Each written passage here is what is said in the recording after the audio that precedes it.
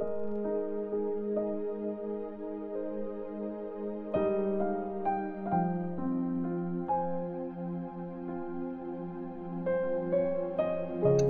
chapter 11. Ang pagpasok ni Jesus sa Jerusalem. Nakarating sina Jesus sa Bethphage at sa Bethany, isang lugar na malapit sa Mount of Olives. Papalapit na sila noon sa Jerusalem nang utusan ni Jesus ang dalawa sa mga disciples niya. Sabi ni Jesus sa kanila, "Pumunta kayo sa susunod na barangay. Pagpasok niyo doon, may makikita kayong isang batang donkey. Nakatali yun at hindi pa nasasakyan. Alisin nyo sa pagkakatali at dalhin nyo dito. Pag may magtanong sa inyo ng bakit nyo kinukuha ang donkey, sabihin nyo, kailangan po ito ng master. Ibabalik din naman po niya agad." Umalis ang dalawa at may nakita nga silang batang donkey sa may kalsada. Nakatali ito sa pinto ng isang bahay. Nang inaalis na nila ang tali, tinanong sila ng mga nakatambay doon, "Anong ginagawa nyo? Bakit nyo kinakalagan yan?" At sumagot sila gaya ng ibinili ni Jesus. Pinabayaan na lang silang umalis ng mga tao. Dinala nila ang donkey kay Jesus. Inilagay nila ang mga damit nila dito at saka sumakay si Jesus. Naglatag din ang maraming tao ng mga damit nila sa dadaanan ni Jesus. Yung iba naman ay kumuha ng mga sanga ng puno para ilatag din sa kalsada. Ang mga taong nasa unahan, pati ang mga nasa likuran ni Jesus ay sumisigaw ng "Praise God!" Pinagpala siya na dumadating sa pangalan ng Panginoon. Pagpalain ang darating na kaharian ng ancestor nating si David. Purihin ang Diyos na nasa langit. Pagkatapos, pumasok si Jesus sa Jerusalem at pumunta siya sa temple. Inikot niya ang temple at tiningnan kung ano ang mga nangyayari doon. Pero dahil pag-gabi na, pumunta siya sa Bethany kasama ang 12 disciples. Sinumpa ni Jesus ang fig tree. Kinabukasan, dumating sila galing sa Bethany.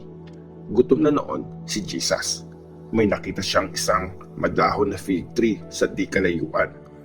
Lumapit siya para tingnan kung may makukuha siyang bunga doon.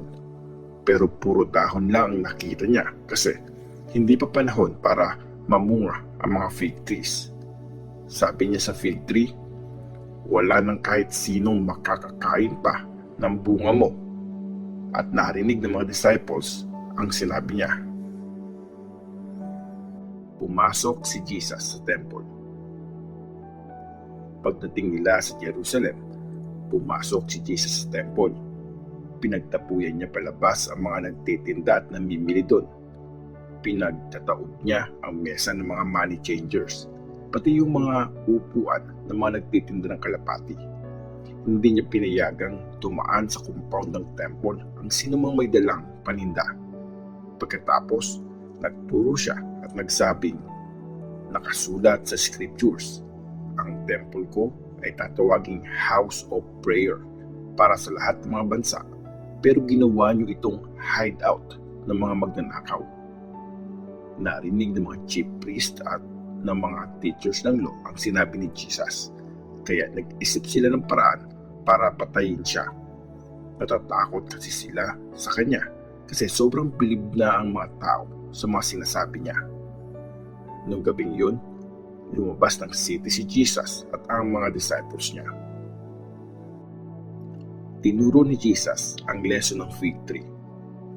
Kinaumagahan, habang naglalakad sila, nakita nila ang fig tree na sobrang nalanta hanggang sa mga ugat nito at naalala ni Peter ang sinabi ni Jesus kaya sabi niya, "Teacher, tingnan niyo po, nalanta ang fig tree na sinumpa niyo." Sabi ni Jesus, "Manalig kayo sa Diyos. Sinasabi ko sa inyo, pag inutusan niyo ang bundok na ito na umalis ka dyan at tumalon ka sa dagat, at buong puso kayong maniwala na mangyayari yon, mangyayari nga talaga yon. Kaya sinasabi ko sa inyo, kahit anong ipag-pray nyo, maniwala kayong natanggap nyo na yon at matatanggap nyo talaga yon. Pag tatayo kayo para magdasal, patawarin nyo muna ang mga taong kagalit nyo para patawarin din ng Ama sa langit ang mga kasalanan nyo. Pero kung hindi nyo papatawarin ang iba, hindi rin kayo papatawarin ng inyong Ama sa langit sa mga kasalanan nyo. Pinagdudahan ang authority ni Jesus. Pumunta ulit si Jesus at ang mga disciples niya sa Jerusalem. Habang naglalakad-lakad si Jesus sa temple, nilapitan siya ng mga chief priests, mga teachers ng law, at mga Jewish leaders, at tinanong siya, "Anong authority mo para gumawa ng mga bagay na ito? Sinong nagbigay sa iyo ng authority?" Sagot ni Jesus, "May tanong ako sa inyo. Pag sinagot nyo ang tanong ko, saka ko sasabihin kung sinong nagbigay sa akin ng authority para gawin ang mga bagay na ito. Kanino galing ang authority ni John na magbaptize? Sa Diyos ba o sa tao? Sagutin niyo ako."